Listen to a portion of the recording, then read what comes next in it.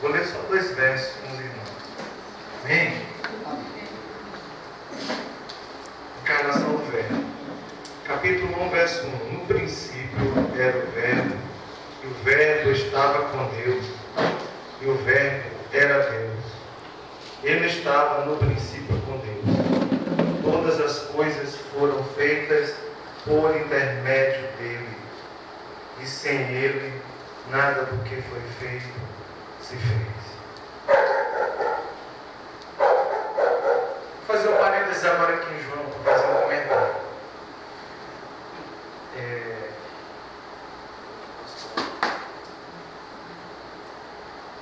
O que tem mais servido de ciladas para os seres humanos hoje, dentro das igrejas, não é o diabo não.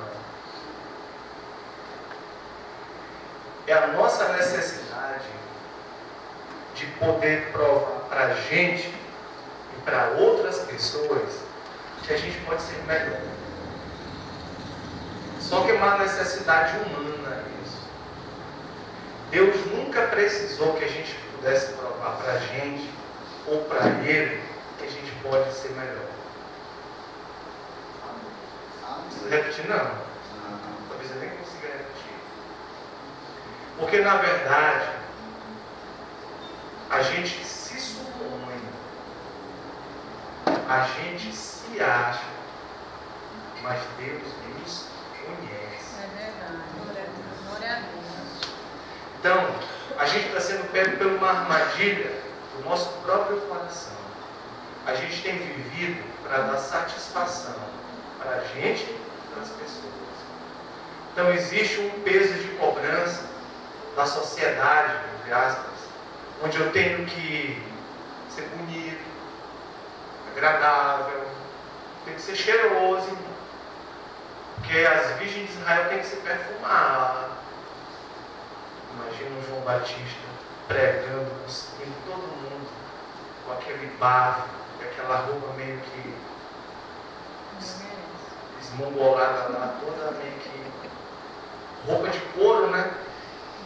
Comendo gafanhoto e mel silvestre, quando que, segundo a linhagem de Abias, ele deveria estar de estola sacerdotal, com um peitoral cravado, incrustado de pedras preciosas, de ônix, de esmeralda, de um monte de coisa, um peitoral de ouro. Porque segundo a tradição, como ele era da ordem de Arão, que cumpria ele estar no dever sacerdotal, e para quem não sabe, Anás e Caifás, eles não seguiam, eles não eram da linhagem sacerdotal.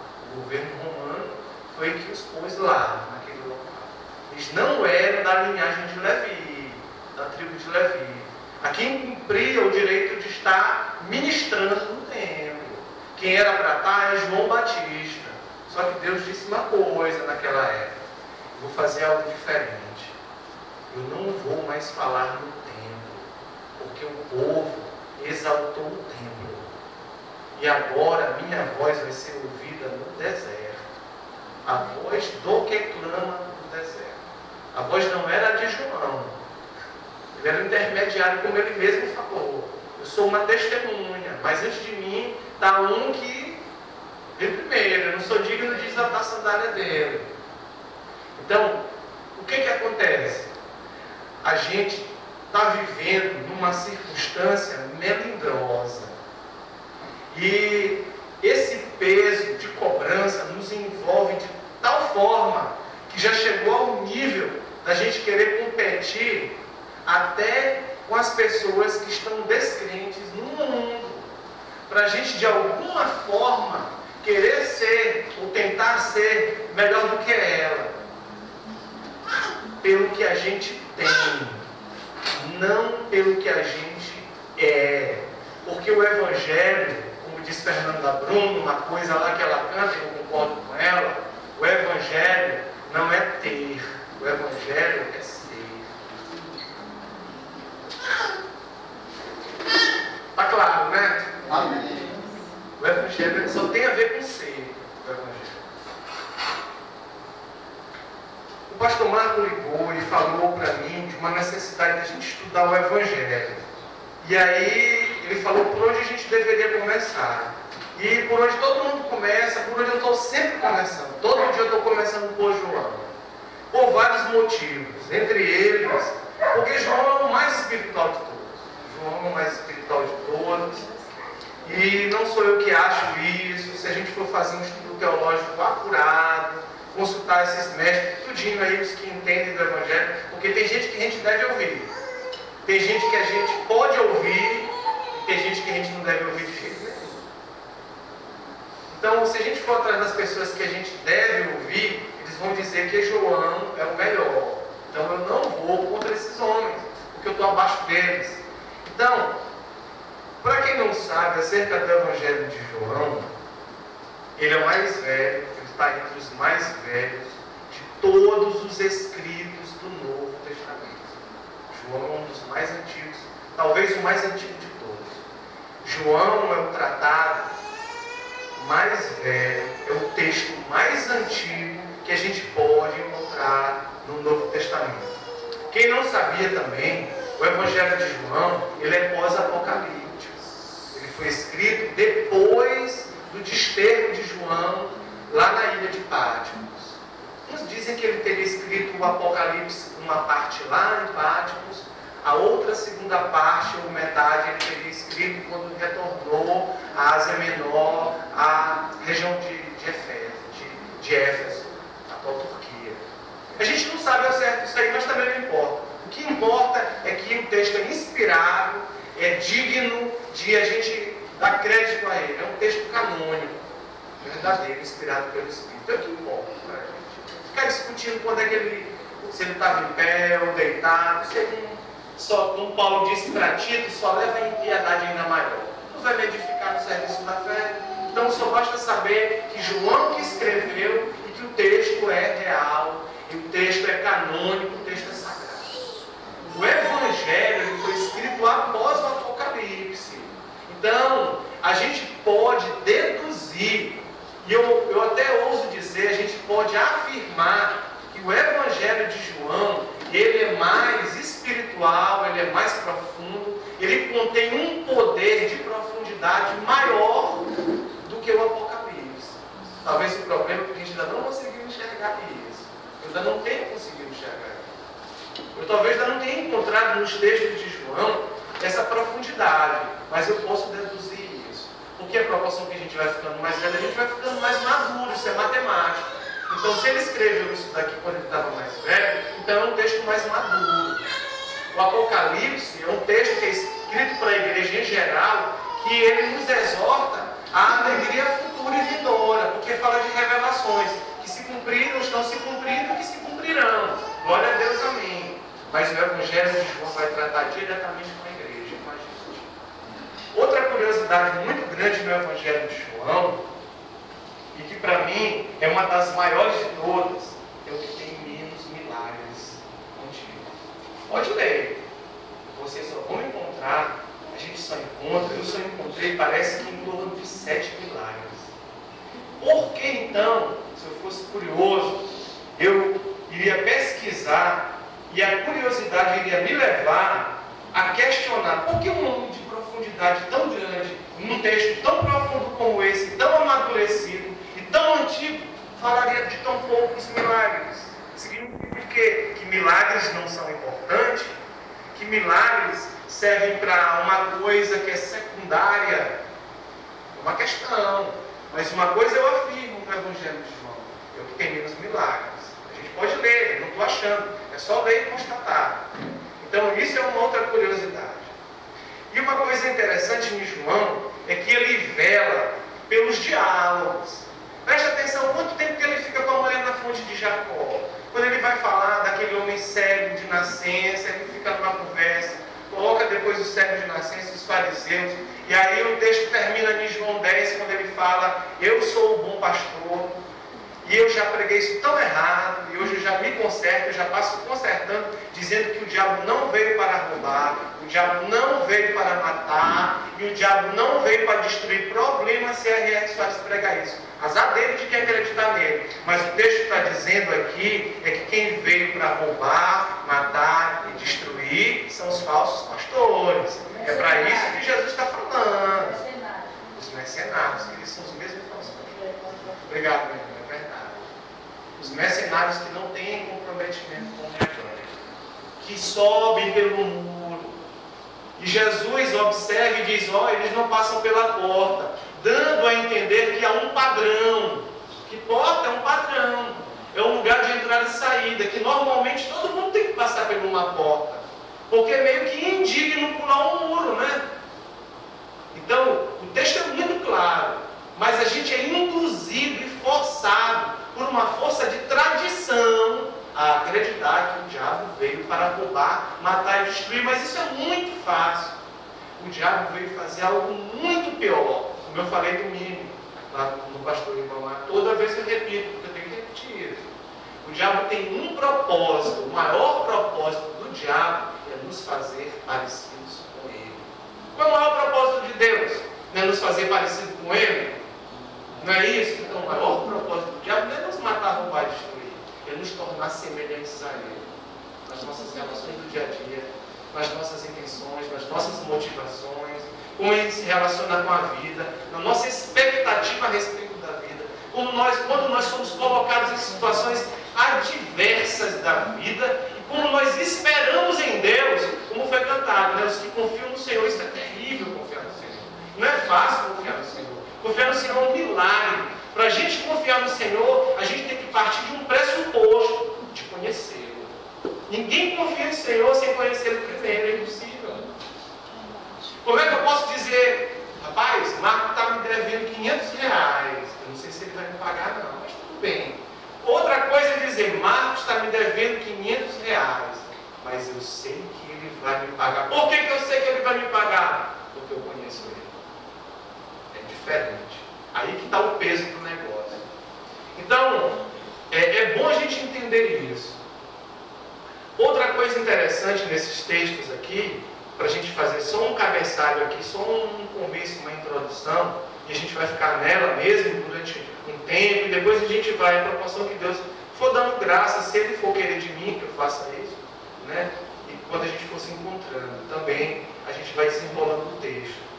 Mas é que aparentemente, eu também posso até ousar dizer com convicção, a partir de mim, eu só estou falando por mim mesmo. João temia uma coisa muito grande. Ele temia que as pessoas pudessem ver, o que Jesus fazia sem, no entanto, conhecer Jesus. João temia isso. Eu penso que sim. Então é por isso que ele enfatiza isso. Quando a gente vai pegar rodapé de Bíblia de estudo, é muito claro que o Evangelho de Jesus, ele culmina em uma coisa, para que creiais. É isso que é, para que creiais.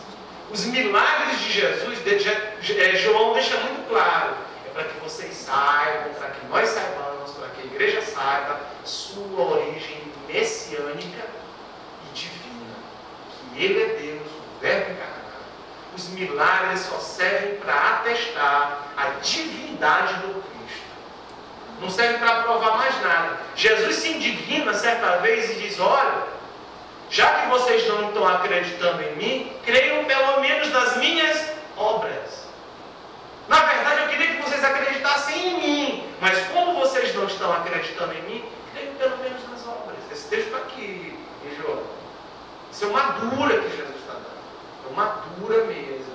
Porque a maioria das pessoas que hoje estão servindo Jesus, inclusive muitos seguem Jesus por isso, era por acreditar nas coisas que Jesus fazia, não em quem Jesus era, o que ele significa hoje para mim, pela uma revelação que me foi dada pelo Espírito Santo, pela revelação que foi dada à igreja pelo Espírito Santo.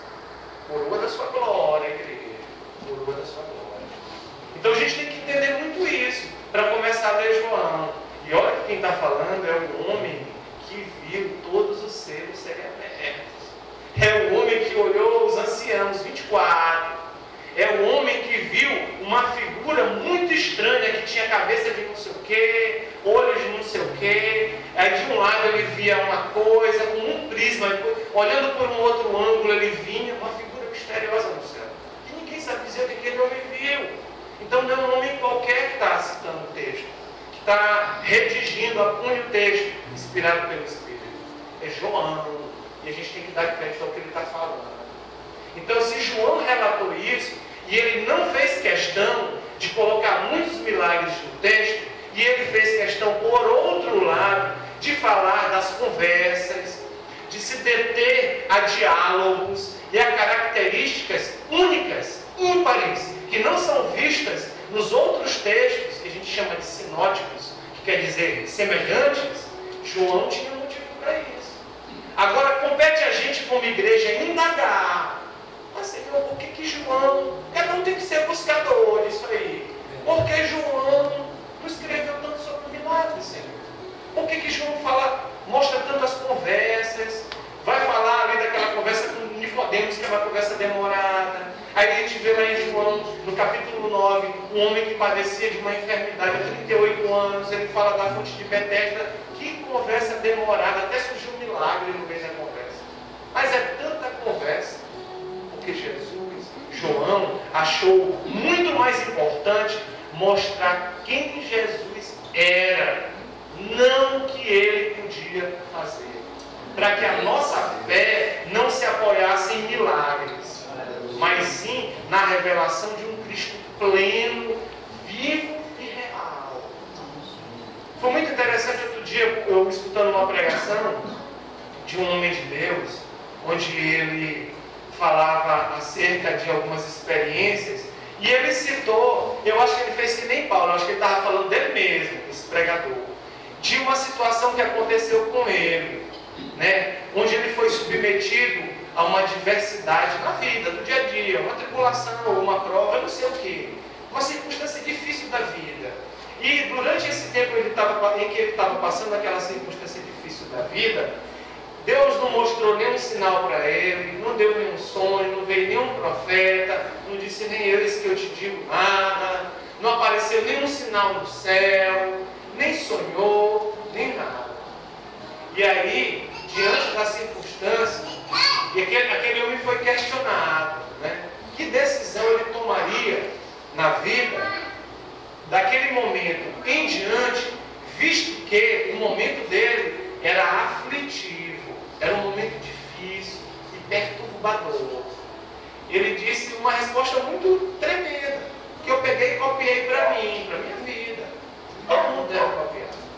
Disse, olha, Deus não me mostrou a direção, Deus não falou comigo de forma sobrenatural, não me deu nenhuma revelação, mas eu sei o que eu devo fazer. E sabe por que eu sei o que eu devo fazer? Porque eu conheço Jesus. Isso tem peso. Isso tem peso. Isso tem peso. Porque tem uma hora, irmãos, que é um voo sério.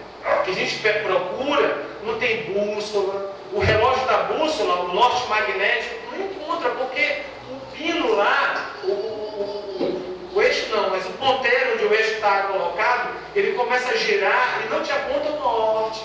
E a gente olha os instrumentos tudinho, o nível, olha a temperatura, os instrumentos estão todos adulterados. A gente não sabe qual é a temperatura, qual é a hora, qual é a direção, em que lugar, se a gente está indo para o norte, para o sul, da onde a gente está indo, parece que a gente está andando em círculo, e tudo enlouqueceu. E aí, nessa hora, eu vou dizer para vocês uma coisa que um homem de Deus falou, chamado Loren Cunningham, o homem que fundou a Jocum, Jovens com uma Missão. Ele disse, diante de uma circunstância como essa, no livro que eu li, se vocês puderem comprar e ler esse livro, vocês vão fazer um bem. Que eu já comprei ele para mim, já estou acho que na segunda ou terceira vez que leio. Pode falar, Senhor. 3 pontos. Estou. O nome do livro. Editora Betânia. pode falar, Senhor? 3 pontos. Reticência. Estou ouvindo. Ele diz que diante de uma circunstância como essa, só uma profunda convicção o guiava. Não tinha sinal, não tinha milagre, não tinha ninguém lá. O irmão Raimundo não profetizou nesse dia, o irmão Raimundo silenciou. E ele ficou esperando o irmão Raimundo profetizar. E Deus recolheu o irmão Raimundo e disse: não, meu céu, não vai profetizar para o Loren Cunningham, não. Fica aqui e deixa ele sozinho lá que eu trato com ele. Nesse dia, o irmão Marco não foi pregar para ele, a pastora Livramento não teve nenhuma visão para dar para ele, ele ficou sozinho. Lá no livro ele diz que só uma profunda convicção o guiava. Vai ter um momento da vida da gente que a gente vai ter que ser guiado só por uma profunda convicção, não vai ter nada. Mas para a gente ter essa profunda convicção, a gente precisa conhecê-lo. E sair de mar raso, de um mar rasinho, a gente está andando em água rasa. De ficar só lá, bênção, vitória, sobe monte, desce monte. Tem hora que não vai nem ter monte para subir, aleluia. Tem hora que não vai nem ter monte para subir, porque até o monte vai ser movido, não vai ter monte. E aí, como é que vai ser nessa hora? Nessa hora, só uma profunda convicção pode nos guiar. Esse era o temor de João, que a igreja se abalasse ao face das perseguições que viriam e que os profetas, mestres e apóstolos da igreja de Jerusalém, que foram dispersos pela perseguição, que vocês já conhecem Atos dos Apóstolos, muitos irmãos foram dispersos. Uns foram para a região de Capadócia, outros foram para o mundo greco-romano, para a região da Itália. Paulo ficou na região ali do Médio Oriente, dispersos, irmãos. Lá na frente, a igreja de Jerusalém acaba. Só fica um centro religioso do Oriente, a igreja de Antioquia. É a única que permanece enviando missionário. Não tem isso na Bíblia, só na história. Se a gente for ler a história, isso que eu estou falando é extra-bíblico, mas é real, viu? A história do cristianismo. Eusébio de Cesareia. Então, a gente tem que entender que esse mover de Deus, pleno e completo, ele tem uma razão definitiva de ser em nossa vida. Ser é maior do que ter. Então hoje, como é que a gente pode medir, se a gente pudesse pegar um termômetro espiritual para medir a igreja? Quem eu sou? Sabe quem eu sou? Eu sou aquele que vai ser no dia em que a angústia bater em minha porta. No dia em que a angústia bater em minha porta, quem ela seja? É aquele que vai se apresentar lá, abrindo a porta quando a angústia bater na porta dele. Aí vai saber quem ela seja, aonde é que eu estou. Hoje, a gente vê filas e filas de pessoas para receberem paz. Eu digo logo é paz, porque é macumba evangélico que vai entrar. Não é o cristianismo dos apóstolos, não é paz. Aí filas e filas para receber paz em igreja evangélica aí, pensando que bênção vem por imposição de mão. Eu nunca vi isso entre os apóstolos. Eu leio, deve ser uma tradução desconhecida. Eu não tenho essa tradução lá em casa, das 8 traduções que eu devo ter lá. Eu não tenho isso escrito. E aí, quando a pessoa é colocada numa situação conflitante de angústia profunda, corre logo para papai, mamãe, tio, vovô, vovó, ora por mim, se ajoelha. Não que isso seja errado. Mas espera aí, por quanto tempo isso vai durar? Quando vai chegar um tempo em que esse desenvolvimento da salvação, ele vai acontecer em nós de tal forma em que Deus revele em nós esse caráter semelhante dos apóstolos, porque isso aqui não é só para eles, é para a igreja. Onde a gente vai ter um relacionamento pessoal com Deus, e a partir daquele relacionamento pessoal com Deus, a gente vai poder dizer: olha, eu não sei o que está acontecendo. Eu sei que uma profunda convicção me guia. E essa profunda convicção que me guia, me direciona para lá. E eu sei que isso é Deus. Embora eu não tenha instrumento nenhum que me norteie, que me dirija, palavra profética, visão ou revelação. Uma única razão, porque eu sei quem o Senhor é, meu tempo de andança com Ele já me diz quem Ele é, o que pode acontecer, o que aconteceu aconteceria, o que Jesus faria numa situação dessa, eu já sei, porque eu já ando com Ele o tempo suficiente para tomar essa decisão. Não é, irmãos? Agora nós nos perdemos, temos nos perdido, cambaleando numa dependência egocêntrica de recebe tua bênção, recebe tua vitória, recebe aí, recebe acolá, recebe aí, recebe acolá. É bom, é real, isso acontece. Mas cadê o dar? Cadê o dar? Pois mais bem-aventurado é dar do que receber. Está escrito, dar do que receber. Recebeste de graça, dai de graça. E lembrando que Deus amou o mundo, e pelo fato de ter amado o mundo, Ele deu. Deus é um ser abundante, só vive para si doar. E aí a gente fica, recebe bênção, recebe vitória. Quando chega num momento conflitante, não tem nada. Porque está acostumado só a receber,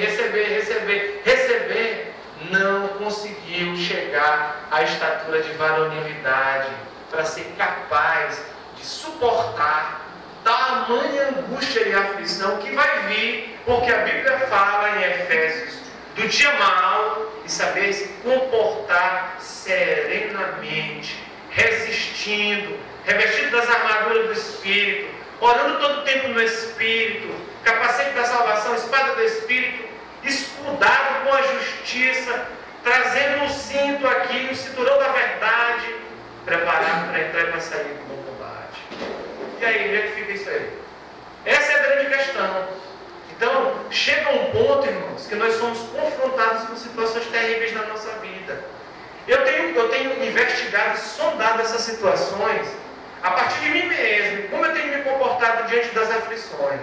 E graças a Deus, hoje eu posso dizer, eu não conheço Jesus como eu gostaria de conhecer. Mas o pouquinho que eu já conheço de Jesus, eu já posso ficar lançado lá no sertão onde eu estou, ali, de pé rachado, e às vezes sentado na beira da rede, dizendo, Senhor, a minha beleza está indo toda embora, se é que existia. Os dentes estão caindo, estou com uma deformidade óssea na boca, né?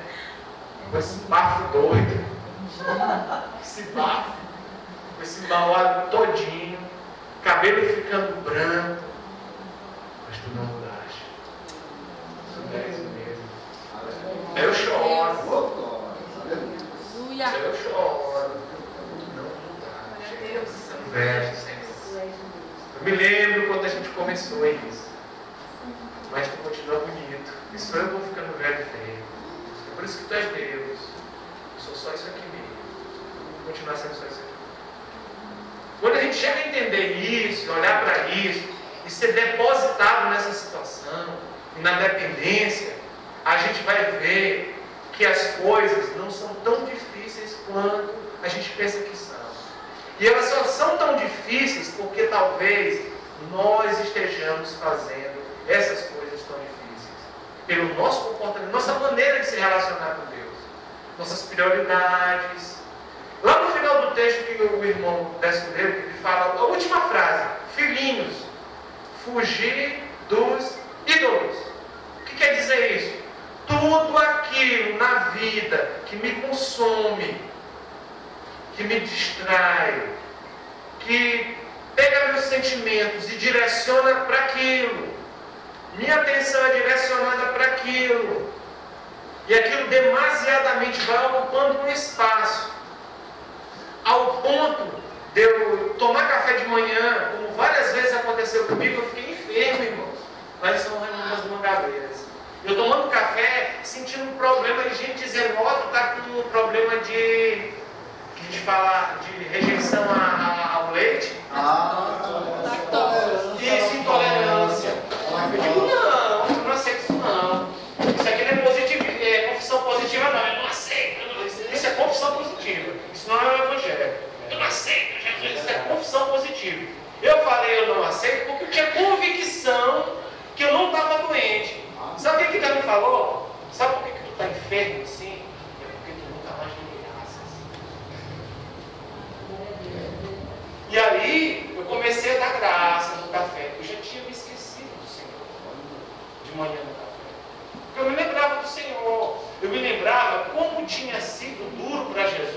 manter as vacas no universo. Porque ele teve que morrer para sustentar todo o universo, inclusive as vacas, porque as vacas estão no universo.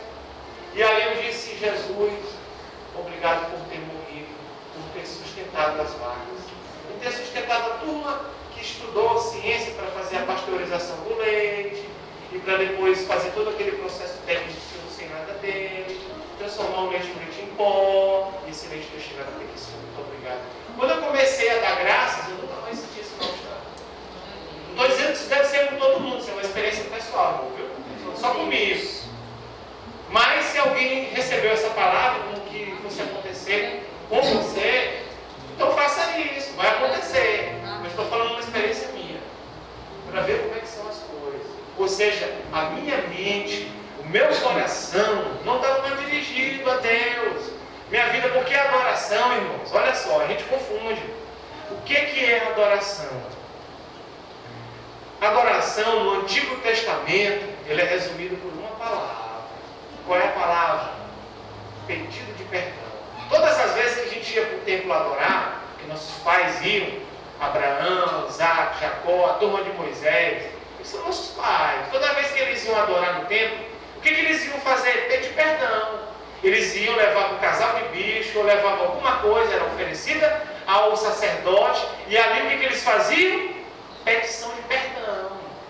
Adoração era pedido de perdão. A primeira forma de adorar é dizer: Senhor, tu estás certo, eu estou errado. E a tua vontade que dirige tudo, e a minha é subjugada pela tua. Isso é um princípio de oração e um princípio de adoração do Antigo. Agora, no Novo Testamento, é muito mais profundo. É isso e mais outra coisa. Vou fazer só um paralelo aqui de comparações. Quando a gente adora uma pessoa, o Elvis, o que a gente vai fazer? Comprar a roupa dele, cortar a cabeleira que nem a dele, aprender o inglês ludovicense, todo doido, que a gente não sabe direito, às vezes, o inglês quando a gente não domina, fazer aquele caqueado que ele faz, aquela dança muito louca, e se tornar parecido com ele. Por quê? Porque a gente idolatra aquele cara. O Michael Jackson, quando ele começou a fazer aquele espaço assim, eu era craque naquele espaço. Por quê? Porque eu idolatrava o Michael Jackson. Qual é o princípio de adoração no Novo Testamento? É tornar-me parecido com aquela pessoa que eu adoro, que eu idolatro. Quem é a pessoa? O princípio de adoração no Novo Testamento é me tornar parecido com Jesus. Esse é o princípio de adoração. E aí é que a coisa vai fluindo. Visto que a gente se distancia de forma sutil, levado por esse monte de falsa profecia que está rolando aí, e de falso ensino que está rolando, que eu não sei como é que Jesus vai fazer, mas também que não é problema meu, é dele mesmo, né? Não é problema meu mesmo. Eu só vou despregando o que eles pregam. Vou despregando. A gente vai sutilmente sendo levado, encantado. Olha, tu tem que ser mais. Como eu estava falando com o pastor Marco. Aquele que te agrediu, aquele que te ofendeu, vai ver, Deus te exaltar. Como é o cântico, Marco? Não te viu passar na Prova. não te ajudou. Que heresia. Que heresia. No Antigo Testamento isso já é uma heresia. No Antigo Testamento está escrito assim: olha, quando o estrangeiro, aquele que te humilhou, estiver lá na tua terra, e tu for fazer a cega lá do milho, for fazer lá passar a foice, deixa o restinho de milho lá, para que o estrangeiro não passe fome na terra. Depois de tu ter colhido o milho, deixa esse restinho para ele vir passando. Colher aquele restinho do chão, encher o saquinho dele lá de nylon, levar para casa, dar para os bichinhos dele, para ele moer, fazer lá um fubazinho de milho e fazer um cuscuzinho de comer, para que ele saiba que eu sou Deus misericordioso. Glória a Deus. Se no Antigo já era assim, quanto mais no Novo. Nem intencional mal. Mas eles estão cantando que quem te viu passar na prova vai ver que Deus é contigo. E eu leio, quando eu leio o Salmo 23, eu era muito doido. Quando eu li o Salmo 23, prepara-me uma mesa na presença dos meus adversários, meus inimigos. Meu cara, Senhor, tu vai me preparar uma mesa aí, bacana, que o meu inimigo vai ver que tu é Deus na minha vida, e é só cacetada na vida dele. Eu interpretava. Mas não é isso que o Salmo está dizendo. Em primeiro lugar, que a gente não leva inimigo para sentar na mesa com a gente. Leva? Quem leva inimigo para sentar? Eu só levo amigo para sentar comigo na mesa. Deus está dizendo no Salmo 23, eu quero que teus inimigos saibam como eu sou bondoso, misericordioso e amoroso. Sabe como é que tu vai ver minha glória, meu filho? Quando eu te colocar junto com teu inimigo, que tu aborrece, ele te odeia, procura te matar, e sentar vocês dois na mesma mesa e pacificar vocês, fazer vocês voltarem a se falar novamente. Isso é o Salmo 23. Mas eles cantam outra coisa e a gente acredita. Eis a razão porque a gente passa por tanta prova, tribulação, e é seta, e é angústia. O coração da gente fica contaminado com essas coisas. Porque, na verdade, a gente quer provar para o outro que a gente está certo. A gente quer ter a razão sempre. A gente quer provar para a gente e para Deus que a gente pode. E para o mundo, muito mais ainda, que o mundo tem que ver que Deus é comigo. O mundo não tem que ver nada. O que me aguarda, o que Jesus falou, meu reino não é deste mundo. Se fosse, eu pedia para o meu pai mandar uma miríade de anjo agora. Não percebe, Pilatos? Ele me socorreria nas tuas mãos. Coitado de ti e dessa gente todinha que está mandando eu ser crucificado. Mas como meu reino não é desse mundo, eu me entrego totalmente à vontade dele. Vocês vão ver depois. Te arrepende, eu não quero que tu esteja lá comigo, Pilatos, para cantar hino de louvor. Isso é o reino de Deus. Só que a gente é confundido por milhares e milhares de palavras e motivações enganosas, maliciosas, maldosas, que nos bombardeiam dia e noite desse tipo de pregação. E a gente se torna uma igreja vingativa, cheia de justiça própria, cheia de vaidade, que a gente tem que provar. Eu tenho que vir com outra roupa no futuro, para mostrar que Deus está me abençoando. Tem que colocar um sapato bom de couro de jacaré, colocar um relógio Rolex, um Mido, aqui, porque o mundo tem que ver que eu estou na bênção. E Deus está comigo.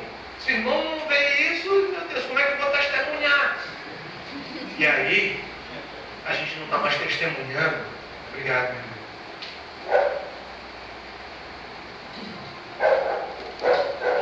A gente não está mais testemunhando quem a gente é, mas é o que a gente tem. E o que a gente tem não vale nada. O que vale alguma coisa é o que a gente é. Para Deus, tudo que vale é o que a gente é, não o que a gente tem. Agora, depois de tudo isso, sim, a gente pode associar dons, milagres, sinais e prodígios. Mas isso aí é o rabo da fila. Fica para cá. Quando ele diz, e esses sinais hão de acompanhar aqueles que creem. Então está dizendo assim, ó, a fé e uma vida com Deus vem na frente, é o carro da frente, e os sinais hão de acompanhar. Quem me acompanha vem aonde? Atrás de mim. Os sinais hão de acompanhar aqueles que creem. Então a preocupação de João era isso. E Jesus censura muito aqui no texto. À medida que a gente for penetrando, eu vou falando de algumas coisas. Como, por exemplo, Jesus multiplica pães, multiplica peixes. A multidão se farta. Ele vem e diz, sabe por que vocês me acompanham? Porque vocês comeram o pão e se fartaram. Jesus fica até com pena deles. Diz assim, olha, se fartem de uma comida que subsiste para a vida eterna, a qual o Pai nos confirmará com seu seio. Se fartem dessa comida, porque essa comida que vocês se fartaram, esse pão e peixe, ele vira o quê? Só sustenta o âmago da gente, nossa entranha, mas não sustenta o caráter humano, a vida espiritual. Não que eu não deva comer, não que eu tenha que fazer jejum todo dia e ficar dessa finura, porque eu preciso de força para pregar, preciso de garganta para isso. Mas Jesus está falando que existe algo mais profundo, mais essencial e mais poderoso, de uma qualidade muito maior, que ele valoriza em nós, do que ficar perseguindo coisas que são o rabo da fila. Só que aí o que acontece? Pegaram o rabo da fila, botaram para frente E aquilo que era para ser um carro que puxa, colocado para trás. E aí a igreja está andando invertida, torcida, né? Ao contrário. E aí a gente, porque a gente tem essa inclinação mesmo, eu tenho essa inclinação, o que Paulo falou para Timóteo? Vai chegar um tempo em que essa conversa que esses homens estão dizendo lá, vai ser como um comichão no ouvido. Uma coceirinha que dá lá, que a gente pega aquela pena de galinha que eu gosto de fazer. Às vezes eu apelo até com palito de fósforo, até um talinho se eu não achar. Eu me arrisco com um talo, perigoso. E eu boto aquele talo e coloco, que coisa boa. Chego e me arrepio todinho. Então essa pregação maldita vai ser que nem um comichão no ouvido, provocando uma sensação gostosa, aquela cosquinha, a cócega vindo, e eu me deleitando com ela aqui. Que gostoso limpar o ouvido. Apesar de não fazer isso tanto porque a médica me recomendou, que eu tenho um problema. Que é a sequela de uma besteira da vida aí. Então, os irmãos estão entendendo isso que a gente está falando. Não está claro, não está claro. Então, irmãos, olha, quando João cita, que oração?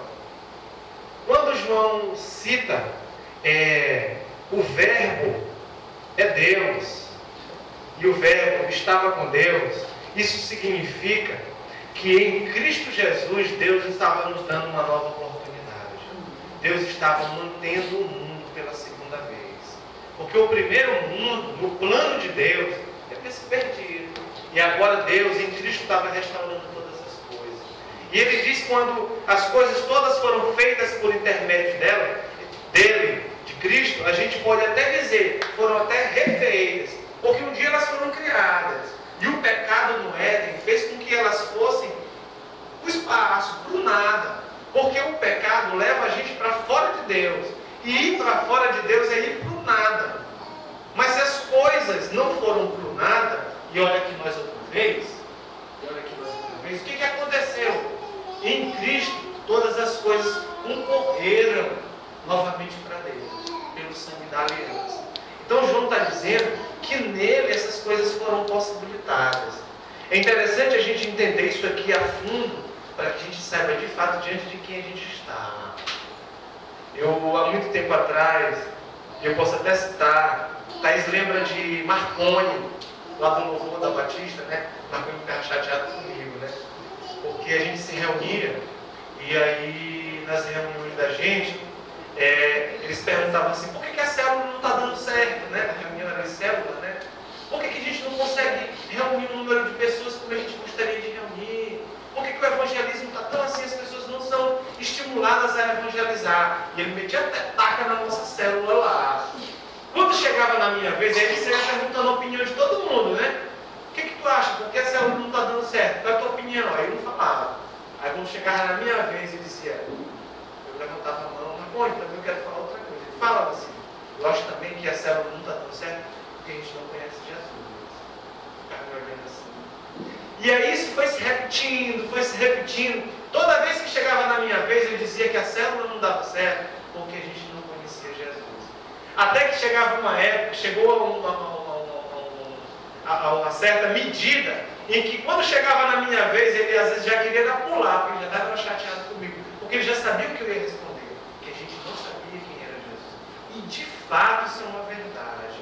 Porque uma coisa é conhecer o Cristo histórico, o Cristo do texto da Bíblia, uma coisa é conhecer o Cristo revelado. Onde lá, aquela situação, quem os homens dizem que eu sou?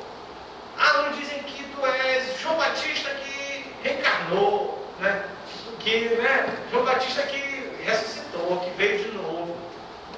Outros dizem que tu é Elias, outros dizem que tu é Jeremias ou alguns dos outros profetas aí. Era só um profeta grosso, só um homem de dadura no povo. Jesus era um homem de dadura, porque foi comparado só com pessoas que davam dura no povo.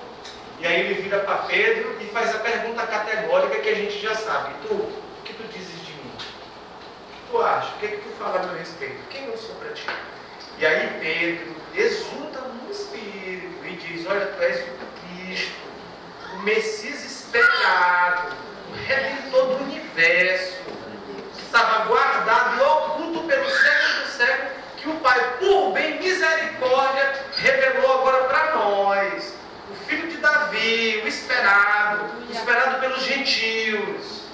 Ele diz, bem-aventurada por Simão, filho de João, né? Que é Bar Jonas. Bar, filho de Jonas, uma terminologia de João. Bem-aventurado és tu, porque não foi nem o sangue nem a carne, ó. Não foi algo proveniente de uma leitura simples, não foi algo proveniente de uma conversação, não foi todo dia pagando preço em oração, mas foi meu Pai que te revelou. Por falta dessa revelação, desse Cristo vivo, nós temos padecido. Porque o que nós sabemos de Cristo, como eu já disse algumas outras vezes em outros locais, é uma caricatura. Que ainda não foi de uma forma delineada, bem colocada, bem escrita e bem detalhada. É quando a gente está aprendendo a fazer o ar, faz uma bolinha toda torta e puxa uma perna que parece até um ó, que fica para riba, fica para cima assim, tortinha. E aí o que seria conveniente é que a gente começasse a fazer caderno de caligrafia até que aquele ar ficasse bonitão. Mas a gente ainda fica fazendo aquele ar todo, puxando a perna para cima torta. E a gente não consegue ainda pintar Jesus mais nos olhos. E por falta dessa pintura, o que Paulo fala lá na igreja de Gálatas? Poxa, será que vocês começaram no Espírito e agora se aperfeiçoam na carne? Será que eu vou ter que trazer Jesus pintado num quadro? Na versão, na Bíblia Viva, naquela outra versão, linguagem de hoje, se eu não me engano. Será que eu vou ter que trazer Jesus pintado em um quadro para mostrar para vocês quem Ele é? Ou seja, uma igreja falta de revelação. Falta, ou seja, necessitada de revelação. Não é de anjo, não é de visão, uma revelação de Cristo.